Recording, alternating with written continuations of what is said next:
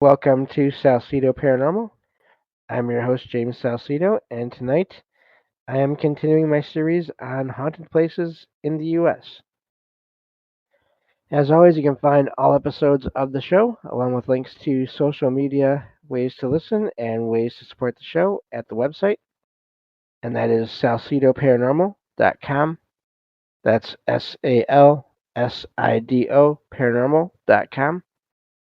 There are many ways to support the show. You can always share the show with others and rate and review it on your favorite podcast platform. You can also check out and sign up for the Patreon feed and get all the extra content there for as little as $1 a month. You can also check out the merchandise store and find shirts and other items there with designs made by friends of the show. Support is never expected but always appreciated, as there are expenses in making these shows. Also, please follow friends of the show. That would be Jen, the Arcane Observer, who has her own channel and is the host of this show on Saturdays when she's able to make it, as well as Michael Strange of Trouble Minds Radio and the Trouble Minds Radio Network, KUAP Digital Broadcasting, where you can hear all kinds of amazing shows, as well as my own 24/7 online for free. Excuse me.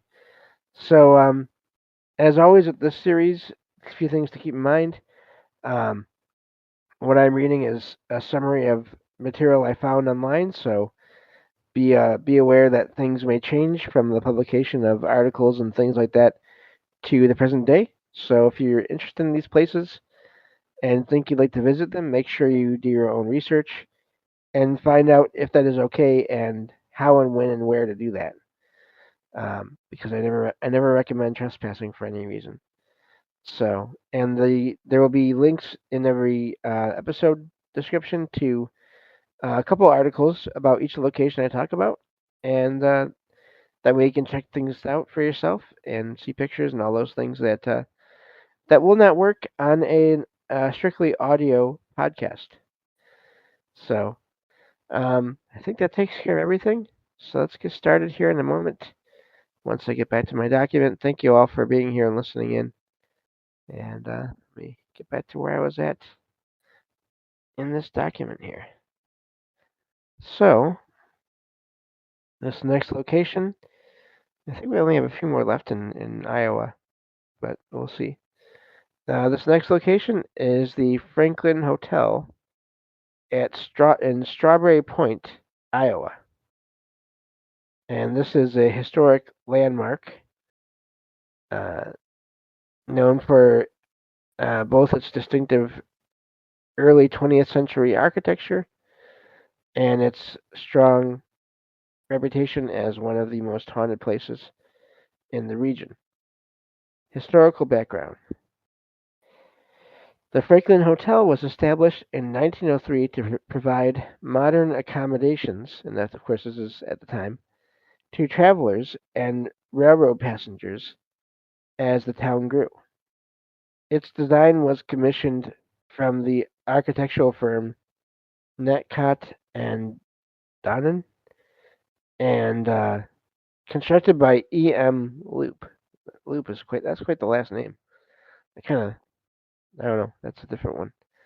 And it's actually spelled Loop. The original hotel replaced several earlier inns that opened on the site under names like the Rawson House and the Blake House.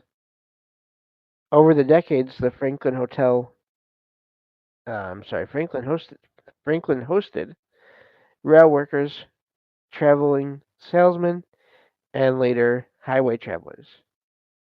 Various businesses, excuse me, including a barber shop, post office, newspaper, and laundry, operated out of its ground floor. After a series of ownership changes and restorations, the hotel continues to serve guests, host local events, and is recognized on the National Register of Historic Places. Haunting reports and paranormal activity. The Franklin Hotel is associated with a wide variety of ghostly reports from staff, guests, and paranormal investigators. Multiple witnesses have reported seeing the apparition of a woman dressed in blue or lavender, often believed to be a 1920s prostitute named Lily. Her presence is associated with singing, moaning, or wandering the halls at night. Another recurring spirit is said to be Leo, a man who once operated the hotel's laundry. Lily and Leo are the most frequently cited ghost names, with Leo said to ring bells from the hotel's old message system at night. Guests have reported being tapped on the shoulder by invisible hands in the bar area, seeing ghostly faces in mirrors, especially in room 7,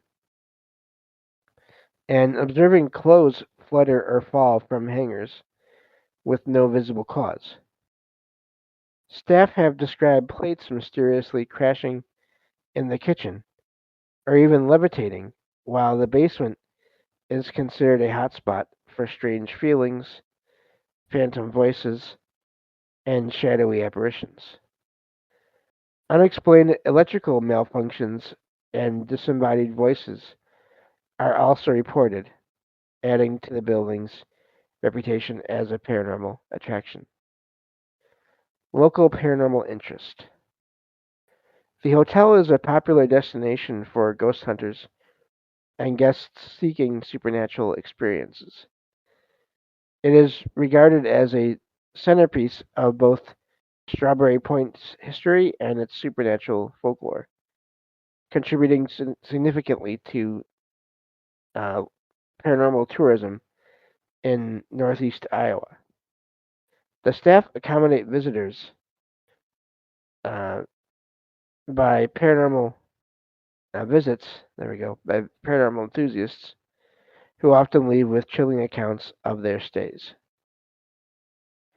So that's the end of that one. Get another hotel with a lot of activity, it seems, and going back to its past.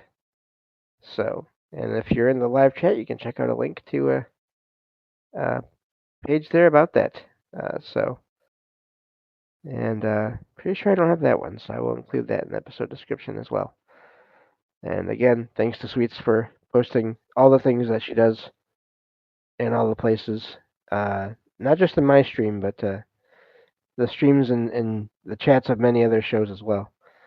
Um, so let's see here. This next location is the Banwell Bridge in Fort Dodge, Iowa.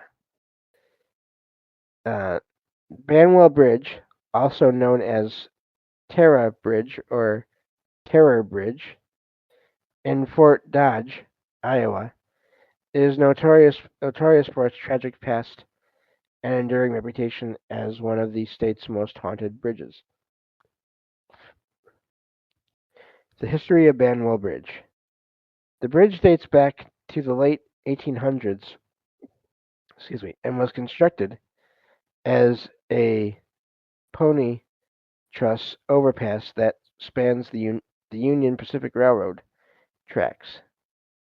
Known initially as Tara Bridge, after a nearby town that vanished, locals began calling it Terror Bridge because of its association. That's dark humor, but that's humor. Association with dark legends and supernatural lore. Although officially called Banwell Bridge or the 220th Street Overpass, many in Webster County still refer to it by its ominous nickname. The original bridge was reportedly torn down and rebuilt in 2004. That's a spot. Okay, there we go. Haunting legends and paranormal reports. Banwell Bridge is infamous for ghost stories that involve both real tragedies and urban legends.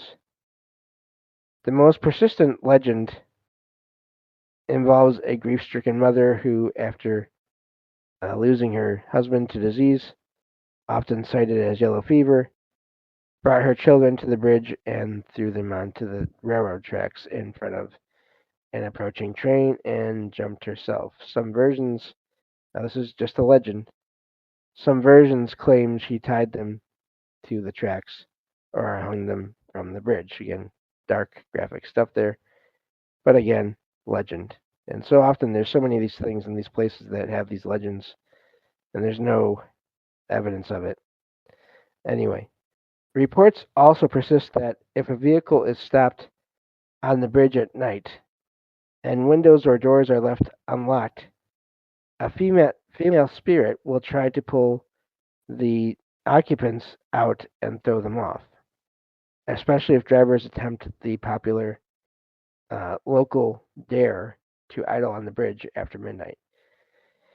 And just a comment on that: don't be hanging out in the middle of bridges. That's especially at night. That's not the smartest thing to do for anyone out there. In case anyone needs to hear that, but witnesses for decades have described hearing the moans of a woman, crying children, and the sound of a phantom train at night that seemingly vanishes as it approaches. Railway workers in the 1890s witnessed the death of William Roberts, a pile driver worker killed in a violent accident. Afterwards, workers reported hearing inexplicable clanging and the dull thud of a pile driver late at night, even when nobody was present. Paranormal investigators claim sightings of orbs, ghostly figures beneath the bridge, and auditory phenomena such as disembodied voices and phantom trains during investigations and visits. Local lore and paranormal tourism. Banwell Bridge remains a favored location for paranormal enthusiasts and dare seekers, drawing visitors hoping to spot apparitions or experience mysterious vehicular malfunctions when attempting the nighttime dare. The bridge is considered one of Iowa's top sites for haunted adventures due to its intense and persistent lore. So that's where that one ends. Let me catch up on chat here. Um, so, okay. Sweets in the chat says, I think it's also called Bridge of Fallen Heroes. Okay. Um, but yeah, just just a note on that. Like I said, whenever it comes to bridges and roads and things, um, be safe, whatever you're doing, and that includes not stepping in the middle of a road or a bridge. Um, just because you never know what's going on. But anyway, I don't even drive, but that just seems like common sense to me. So maybe I'm wrong, but I don't think I am. But that's a whole other. I think I've done shows on that before. Haunted bridges, haunted roads. At least one show, a couple of few years ago, maybe. Um, it's a common thing. There's so many roadside, even just roadside sightings of not just apparitions of ghosts, but just creatures or cryptids or even uh, in some cases alien-looking beings. Sometimes UFOs seen above or near roads. It's very common. So, and not just here in the U.S., but just everywhere. So, that's always a fascinating thing to me. That whole idea of you're not in your home, you're not in a home of any kind, at least current home anyway. And but there's still things that go on in these places. Um, this next one here, excuse me. Let's see how I say this here, because this is a different one. Okay, so this is the Decker House Hotel, and it's in Maquoketa. Maquoketa. The Decker House Hotel, and this is in Iowa, is a historic Italianate-style building completed in 1878 by James Decker, an entrepreneur originally from New York. The hotel was built to replace the original frame hotel opened in 1857 after Maquoketa, sorry if I mispronounced that, became the county seat in 1873. Designed by architect W. W. Tucker, the three-story brick hotel was known for its elegance and was one of the finest establishments in the area at the time.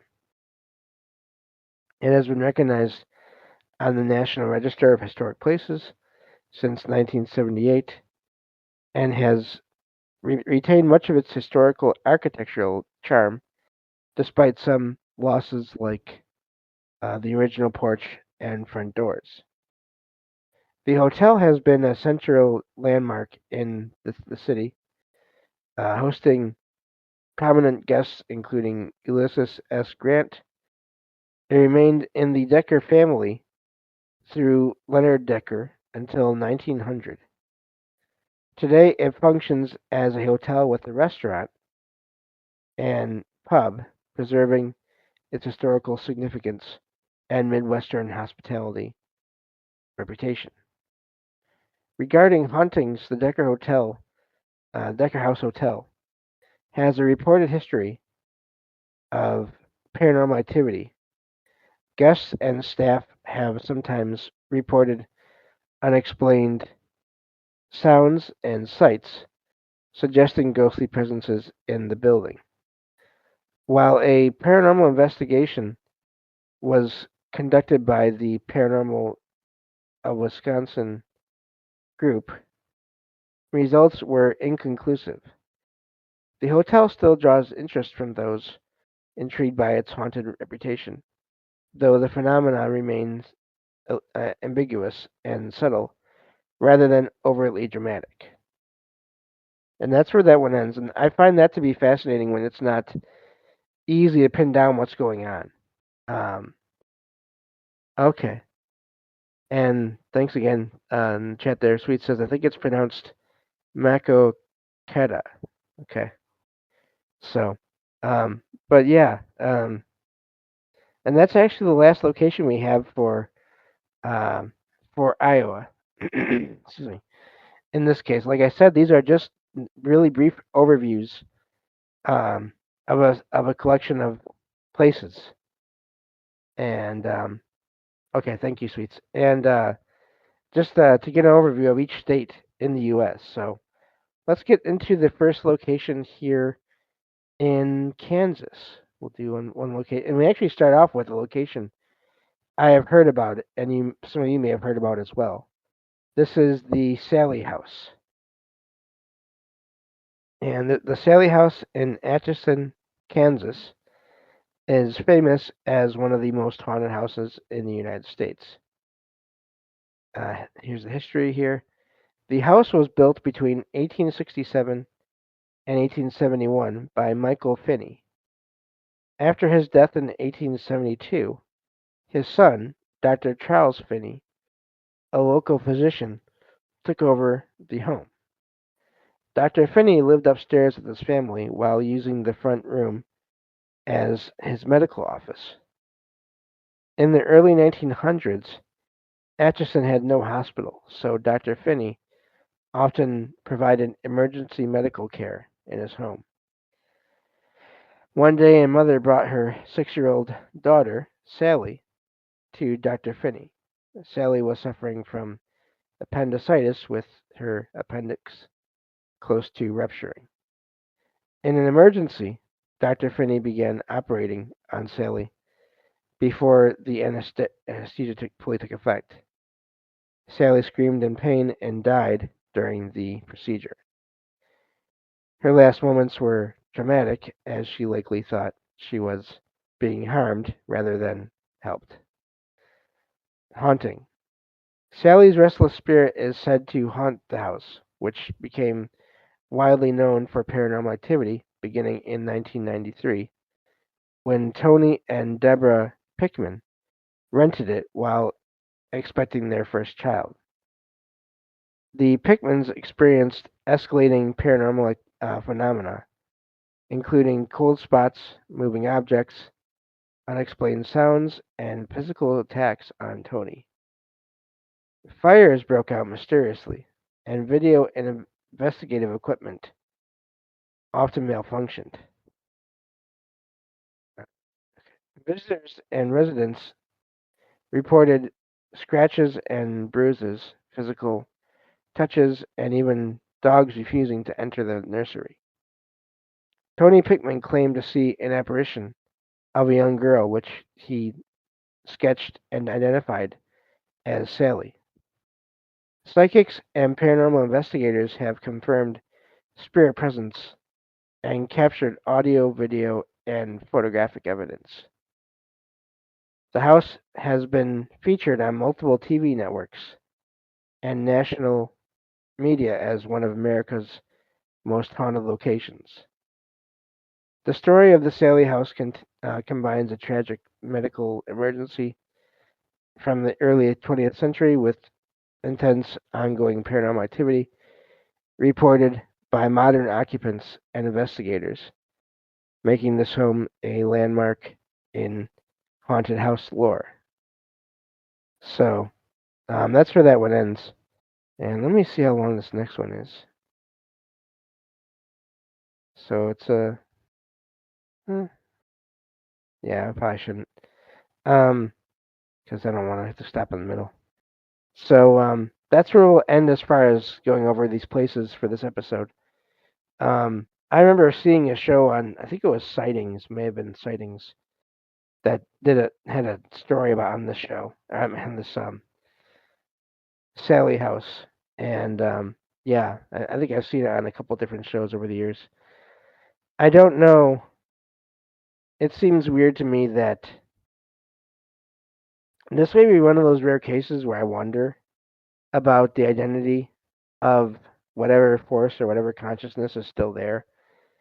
In that all these things are happening with people um, with scratches and bruises and things.